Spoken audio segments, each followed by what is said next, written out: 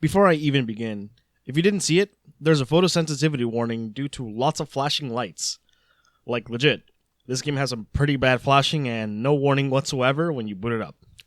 It happens after the end of the round and some supers, so if you're not okay with that, then I can't recommend this game at all.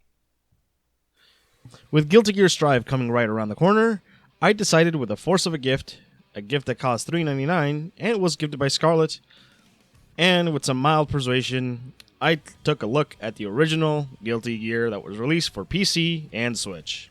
Originally released for the PlayStation 1 back in 1998, Guilty Gear, also known as Guilty Gear The Missing Link in Japan, it is the first installment of the long-running anime-style fighting game developed by Arc System Works.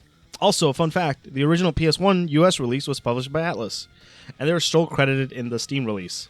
Also, an authentic copy of the PlayStation 1 US version is way too fucking expensive, so if you really want to buy this, just buy it on Steam and Switch. I saved you a lot of money if you're going to do that, or if you just happen to find one at a yard sale. Game collecting is weird like that. Anyway, I didn't grow up with this Guilty Gear. I originally heard of the series with a buddy of mine who had a Japanese Dreamcast and showed me Guilty Gear X. He would later own an original Xbox, and he would get the Guilty Gear game that I probably spent the most time on, other than Exard, Guilty Gear X2 Reload. Hours and hours were spent learning how to play the game. Fun times. Anyway, I have no real feelings towards the original, and after playing it, it's okay. I can't say much, but other than it has the basics of a Guilty Gear fighting game, but it's missing a lot of core components that came out in the later series, like not having dust, and some moves being changed to have different inputs, like Sol Bad Guy's Gunflame being a slash button input other than a punch button input. It's a bit to get used to, especially if you're used to the current games, but it's manageable. By technicality, it's a 6-button fighting game. You have your basic punch-kick buttons, slash and heavy slash buttons, no dust, that doesn't become a part until X2, and you have your 2 taunt buttons, taunt and respect. Like I said, 6-button fighters by technicality. You also have 3 types of jumps, your normal jump, double jump, and super jump. Overall, fights feel a bit floaty and slippery, not tight and precise like the current Arc System games. I don't know if it's the way I'm used to playing the newer Guilty Gears, it just feels off. I'm playing this using an Xbox controller, a PS4 DualShock 4, and of course my trusty Hori Real Arcade Pro Kai. And if you have a fight stick, I recommend using that, but even then, using my fight stick felt off. Anyway, you pretty much are stuck with only a few modes. Normal mode, which is pretty much pick a fighter and fight everyone in the path until you get to the final boss, then defeat the boss to get an ending. It usually takes about 15 minutes to get to the boss, and then another hour to defeat the final boss. No joke. One of the biggest issues that can occur in this game can be shown a lot in this mode, the instant kill. The instant kill ends any fight completely depending on how many rounds the player takes. For example, you can be in the lead, but then the opponent can use an instant kill and then just win. Just like that. It's broken, and something they fix in later Guilty Gears.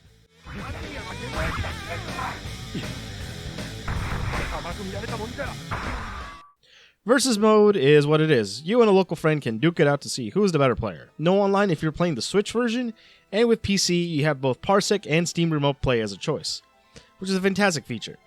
Special thanks to Tracky who helped me out with this. Options are your options, with the only real problem being no audio option adjustment. So you have to do that manually in Windows or just tone down the volume on your TV.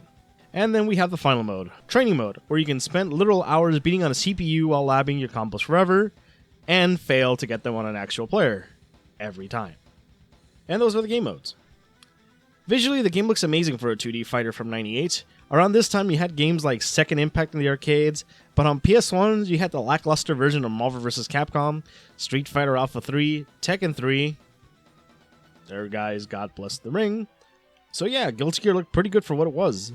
The visuals throughout the years stayed about the same, with higher sprite quality that was upgraded in Guilty Gear X, and stayed the same until they went full 3D in Guilty Gear 2, and 2.5D with high-quality anime-style visuals in Guilty Gear Xrd. In the game, you have a total of 10 characters to pick from in the beginning, 13 once certain conditions are met.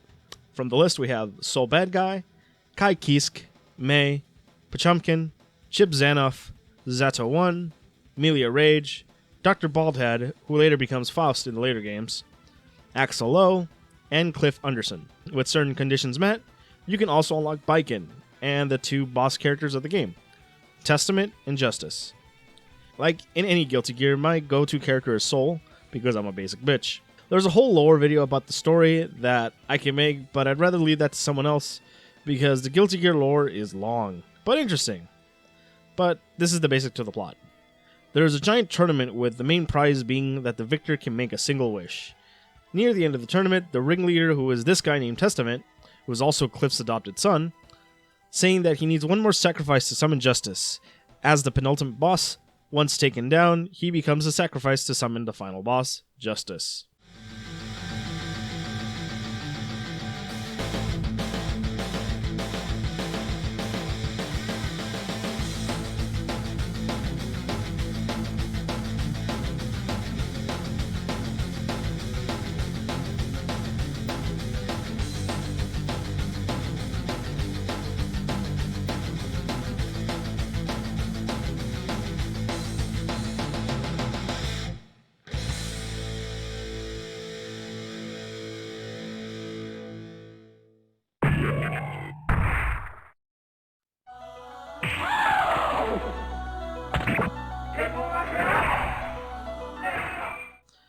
The real true ending is Sol's ending, where he kills Justice and shows at the world that he was truly the Guilty Gear.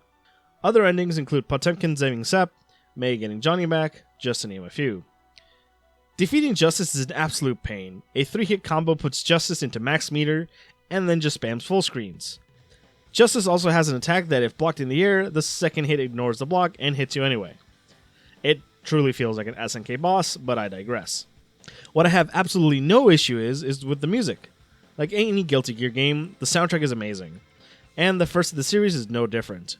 I don't know what else to say other than what it's known. That the soundtrack is amazing, listen for yourself.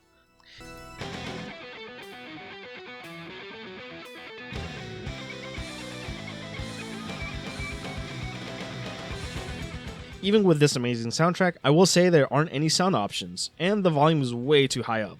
It doesn't help that audio mixing isn't the best, so potentially this game can make you go deaf, and also give you epileptic seizures at the same time. So yeah, play at your own risk. Honestly, there isn't much of a reason to play the original Guilty Gear other than novelty of playing the earliest part of the series, since if you want to get to the story, you might as well play Guilty Gear X2 Accent Core Plus R. It has a pretty good story mode, and it's a really solid fighter. One with a pretty good story mode is Exard and Exard Rev 2. Or if you don't want to play a fighting game and want to play an RTS, Guilty Gear has an actual sequel, Guilty Gear 2 Overture. That is a thing. Pretty much just play Accent Core or Exard. Or Strive when that comes out, I guess.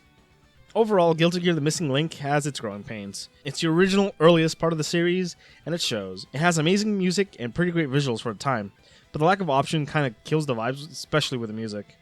Getting an original PS1 copy is a pain, and the digital version of the game goes on sale constantly, both on Steam and Switch. If you really need every Guilty Gear game, you probably already own it. If not, this is a pass. It's fine for what it is, but you're better off playing Accent Core.